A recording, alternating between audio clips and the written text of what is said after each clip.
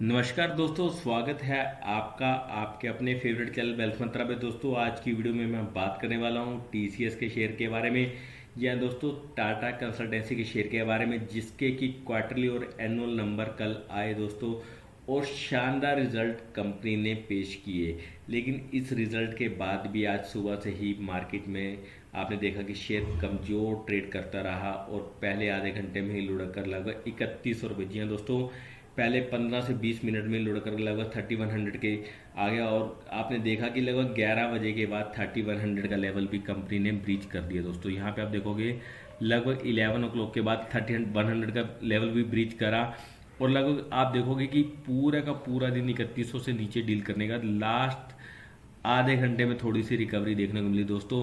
तो क्या कारण थे कि इतने शानदार नंबर्स देने के बाद भी शेयर में गिरावट दर्ज की गई, और ओवरऑल शेयर लगभग 4%, जी हाँ दोस्तों, 4% नीचे लगभग 3120 रुपये पर क्लोज हुआ। तो शेयर में करना क्या है, अगर आपने रिसेंटली एंटर करा है तो क्या करना है, और क्या मौजूदा गिरावट पर की जा सकती है खरीदारी, ये सब जानेंगे वीडियो में आगे दोस्तों। वीडियो शुरू करने से पहले अगर आप मेरे चैनल पर नए हैं तो मेरे चैनल को कर लीजिए सब्सक्राइब और नीचे दिए गए बेल आइकन को दबा दीजिए ताकि आपको नए नए वीडियो सबसे पहले मिलते रहें। तो आइए दोस्तों शुरू करते हैं आज का वीडियो। दोस्तों कल टीसीएस ने, जी हाँ, जिस तरह से आईपीएल शुरू हो चुका है उसी तरह से आपने देखा कि दलाल स्ट्रीट में भी एनुअल नंबर, जी हाँ दोस्तों, क्वार्टरली और एनुअल नंबर आने शुरू हो गए, और सबसे बड़े खिलाड़ी ने टीसीएस ने कल अपने नंबर जारी किए दोस्तों।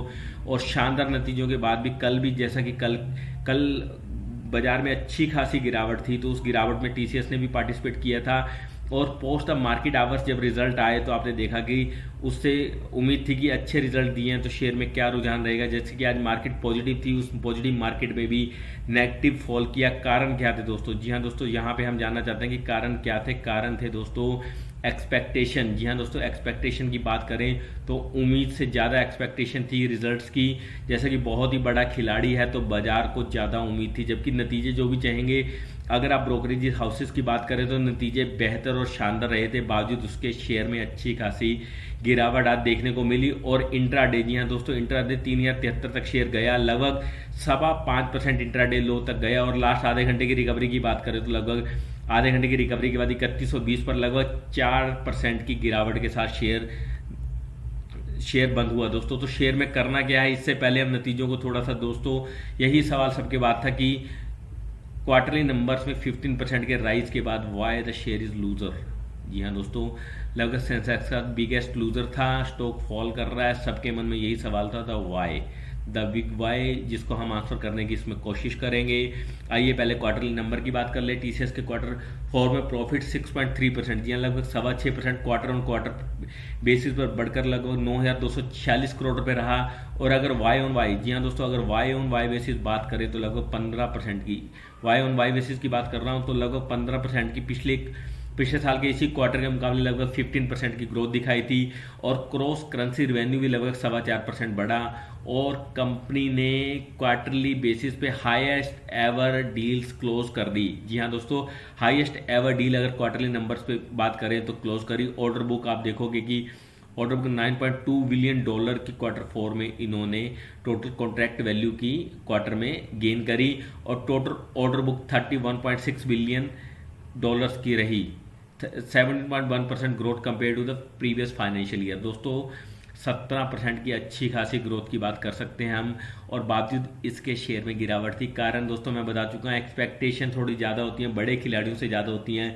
अगर आज आप विराट कोहली को खेलते देखेंगे आईपीएल में तो आप कहोगे कि हर मैच में वो सेंचुरी बनाए, हर मैच में 50+ का स्कोर बनाए, तो वो पॉसिबल नहीं होता। सिमिलर विद द टीसीएस, जी हाँ दोस्तों, उम्मीद से ज़्यादा एक्सपेक्टेशन करी गई है। और आप देखोगे कि अप्रैल में अपने रिजल्ट जो इन्होंने पेश करे, कंसोलिडेटेड रेवेन्यू की बात करें तो 4% बढ़कर क्वार्टर 4 में लगभग 43,704 करोड़ रुपए हो गया।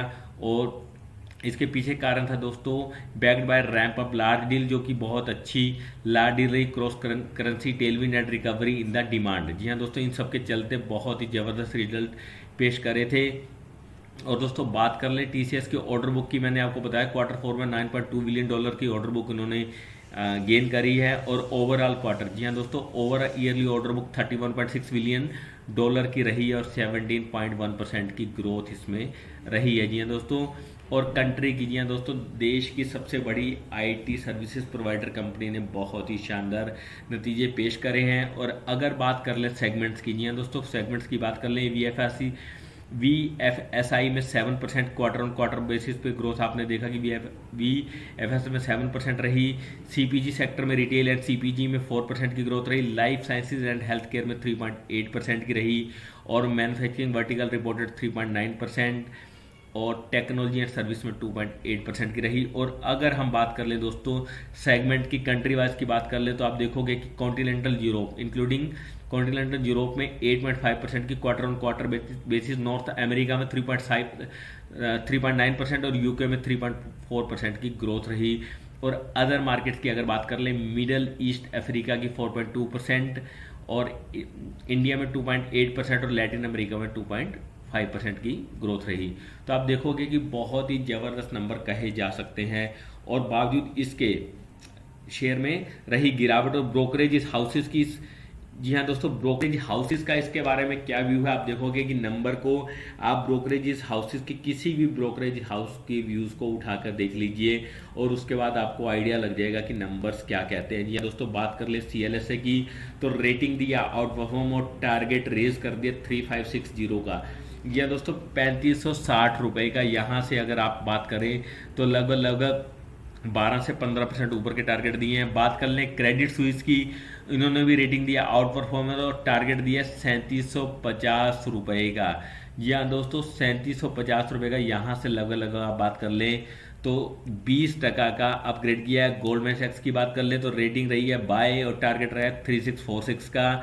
और अगर मैं बात करूं तो मैक्वारी की बात करूं तो रेटिंग रही है बाय और टारगेट है 3640 का। दोस्तों ब्रोकरेजेस के अगर आप व्यू देख लीजिए तो सभी ने अपनी रेटिंग बाय आउट परफॉर्म कर दी है। तो शेयर में कमी कहीं पे कोई वो नहीं है। तो मौजूदा भाव पे करना क्या है दोस्तों, मैं आपको बता रहा हूँ कि ये ओवर रिएक्शन है। जी हाँ दोस्तों, ओवर रिएक्शन कम मार्केट ने किया है शेयर्स के बारे में। जैसे कि रहता है कि एक्सपेक्टेशन रहता है कि सेल ऑन न्यूज़ रहता है, तो नंबर्स कल आ चुके थे और उसके बाद थोड़ा सा इसमें गिरावट देखी। और इंट्राडे जिन्होंने भी इसको हथिया लिया 3073 में, मेरा मानना है ये अगले ट्रेडिंग सेशन में, जी हाँ दोस्तों, 15 को जब मार्केट खुलेगी, कल हॉलीडे है, तो आपको यहाँ पे मिलना मुश्किल है। और अगर मिल जाता है दोस्तों, गिरावट मिलती है, अगर आपको 3050 तक नीचे की तरफ शेयर मिलता है तो मेरी रिकमेंडेशन निश्चित तौर पे आपको है बाय। जी हाँ दोस्तों, यहाँ पे आपको बाय कर लेना है।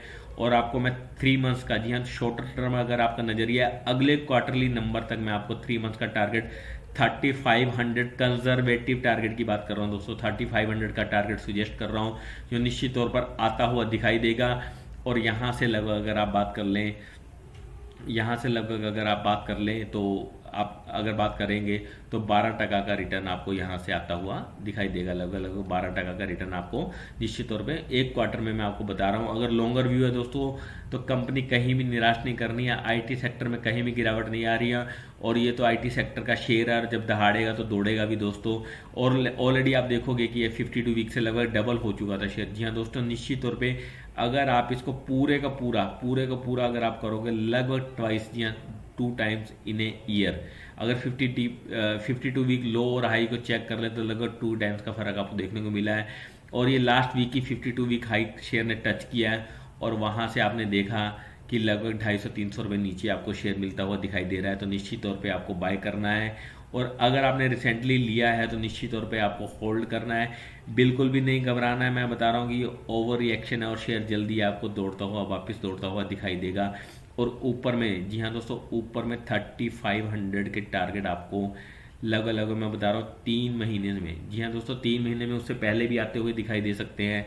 तो 3 महीने का टारगेट अगर आप लेकर चलते हैं तो लगभग 3500 रुपये का आप टारगेट दोस्तों ले सकते हैं। और निश्चित तौर पे आपको ये टारगेट आता हुआ दिखाई देगा। और यहाँ से 10% से भी ज़्यादा, जी हाँ दोस्तों 10% प्लस के टारगेट मैं आपको सजेस्ट कर रहा हूँ। और एक क्वार्टर में अगर आप बात करें दोस्तों, तो शेयर को अगर आपका टारगेट बहुत लंबा नज़रिया तो निश्चित तौर पे आप होल्ड कर सकते हैं। शेयर हमेशा से बोनस देने के लिए और बाय बैक करने के लिए जाना जाता है। और लास्ट ईयर ही इन्होंने बाय बैक किया है और बहुत ज़बरदस्त इसने परफॉर्मेंस दी और आईटी सेक्टर का दिग्गज है। और कहीं भी घबराने की कोई ज़रूरत नहीं है, निश्चित तौर पर आप शेयर में बने रह सकते हैं।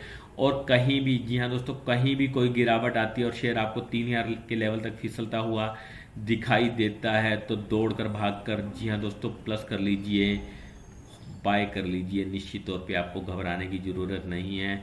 और 3500 रुपये का टारगेट जो मैं आपको यहाँ सजेस्ट कर रहा हूँ, निश्चित तौर पर 3 महीने में आपको आता हुआ दिखाई देगा।